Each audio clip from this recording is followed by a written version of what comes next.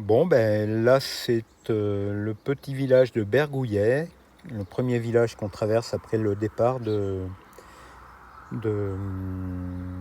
Arancou. Voilà, là, c'est le pont sur la Bidouze. La Bidouze. Bonjour. Voilà. Là, ce matin, je suis sur un sentier le long de la Bidouze, une petite rivière qui coule à gauche par là. On la voit pas, elle est derrière les arbres, et du coup ça provoque énormément de brouillard, de brume. C'est pas l'idéal pour les chaussures, évidemment. Paysage plat. Ce matin j'ai passé le village de Bergouet-Villenave, le casse-croûte du matin. Voilà. Elles ont besoin de foin aussi, d'herbe plus sèche, parce qu'elles ont de la bonne herbe bien verte, là, bien fraîche. Mais manifestement, elles préfèrent, sauf celle-là, elles préfèrent manger du foin. Voilà. Alors c'est dommage de penser qu'on va les manger, ces bêtes-là. Mais en même temps, eh ben, s'il n'y avait pas des carnivores comme moi pour manger des bons steaks, eh ben, nos campagnes elles seraient bien dépeuplées parce qu'il n'y aurait plus ces bêtes-là dans les pâturages. Il n'y aurait plus aucune raison d'avoir de bêtes et ça serait quand même bien dommage. Surtout quand on voit comme c'est joli. Hein. Donc c'est bien d'être vegan, mais pensez à nos campagnes, à nos beaux pâturages bien peuplés de belles races bovines et manger un peu de viande quand même. Pas tous les jours forcément, mais il faut en manger.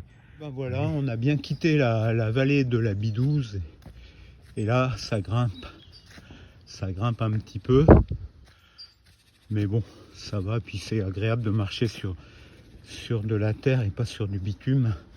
Et là en plus comme on est en sous-bois, il n'y a pas d'herbe, du coup les chaussures restent sèches. Alors vous vous demandez peut-être ce qu'on fait quand on marche tout seul comme ça, si c'est pas trop monotone. Eh ben non, pas trop, parce que par exemple ici on a un tout petit sentier qui est entouré d'orties, donc déjà il faut regarder, vous voyez, pour éviter les orties qui sont de part et d'autre du chemin, que c'est jamais très génial d'avoir des démangeaisons à cause des orties. Alors heureusement il y a le panorama qui commence à être vraiment très agréable. On voit bien les montagnes au fond, là je pense, ouais, un peu dans la brume, mais bon, c'est vraiment très sympa. Depuis hier le parcours est très agréable. Et puis sinon, quand c'est un peu difficile que ça monte, puisque là depuis quelques kilomètres ça n'arrête pas de monter et de descendre, et je chante. Je chante une chanson de chasseur alpin qui me revient du temps où je faisais l'armée.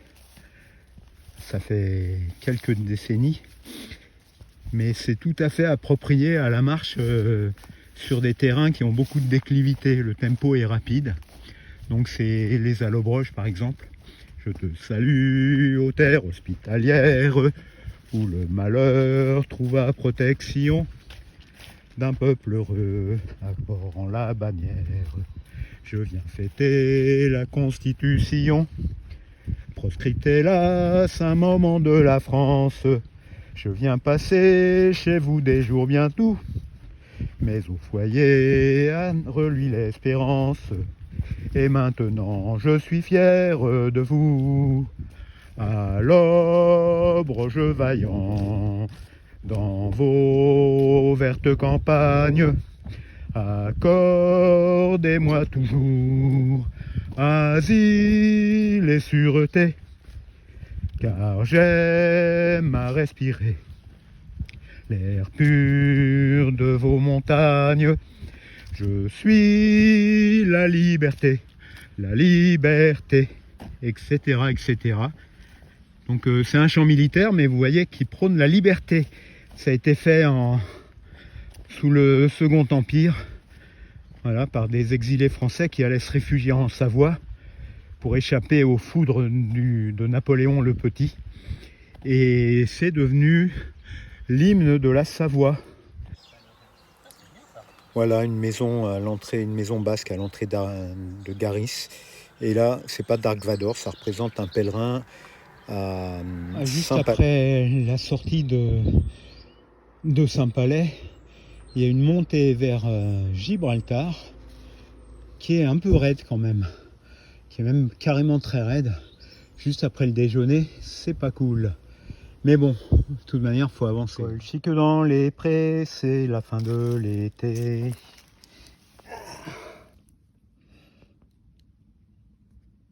Depuis 1 kilomètre, ça grimpe vraiment beaucoup. Je crois qu'en 1 kilomètre, j'ai dû faire autant de dénivelé positif que pendant tout mon trajet depuis Le Mans. Mais bon, la compensation, c'est ça, quoi. On commence à voir des magnifiques paysages avec les Pyrénées au loin. Et puis le Pays Basque, la Basse-Navarre, qui est quand même bien sympathique comme pays.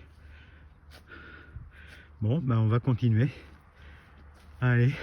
Alors, apparemment, j'ai dû arriver au sommet de l'étape, là, parce qu'il y a une œuvre d'art, il paraît. Le reflet du ciel. Voilà.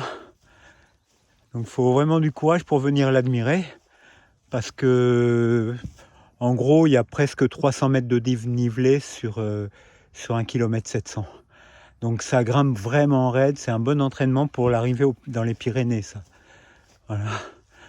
Alors, par contre, le paysage est toujours aussi magnifique. C'est vraiment génial, génial, génial. Avec les belles montagnes des Pyrénées au loin. Voilà, là on voit mieux en zoomant. Donc à l'ouest, à l'est, pardon, là c'est l'est, le Béarn. Et puis là on arrive sur les montagnes basques. Voilà, que je franchirai après-demain. Après-demain, c'est l'Espagne, c'est le col de Roncevaux. Voilà, alors je sais pas où il est exactement, il doit être, je suppose c'est plein sud, donc ça doit être plutôt par là. Voilà. Voilà, voilà. Bon, pour le moment, ça descend. Mais la mauvaise nouvelle, c'est qu'il va falloir monter là-bas. Voilà. Tout en haut, là-haut. Donc j'imagine qu'après, il faudra redescendre et puis ensuite remonter. Bon, bah c'est comme ça. Voilà. J'arrive à la stèle de Gibraltar. Qu'au départ, je pensais bien plus au sud, mais bon. En tout cas, celle-là s'appelle aussi stèle de Gibraltar. C'est le nom du village à côté. Et en fait, ça, c'est la réunion des trois chemins Camino, la voie de Tours, la voie de Vézelay et la voie du Puy. Alors, j'ai l'impression que là-haut, alors à contre-jour, c'est pas évident avec le téléphone, mais sur le chemin tout là-haut, on voit quelques marcheurs, donc je vais peut-être les rattraper, même certainement parce que je marche pour l'arrivée à l'étape. Là, je suis à même pas 2 km de mon étape.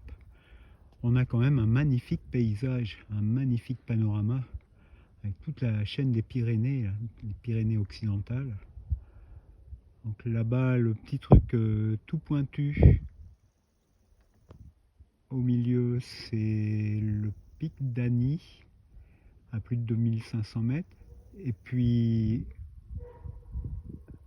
alors, ça doit être par là, le massif là-bas, c'est le pic du Midi de Vignemale, le pic du Midi d'Ossau.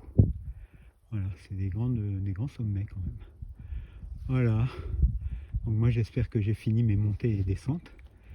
Et puis bah, l'étape est bienvenue quand même parce que je commence à en avoir marre. Voilà, j'ai l'impression que c'est cette bâtisse, le gîte pour la nuit. Etchecoa, ça s'appelle. Voilà. Bon, bah, je suis presque arrivé, ça fait du bien. Et voilà l'entrée du gîte. Et les chats du gîte.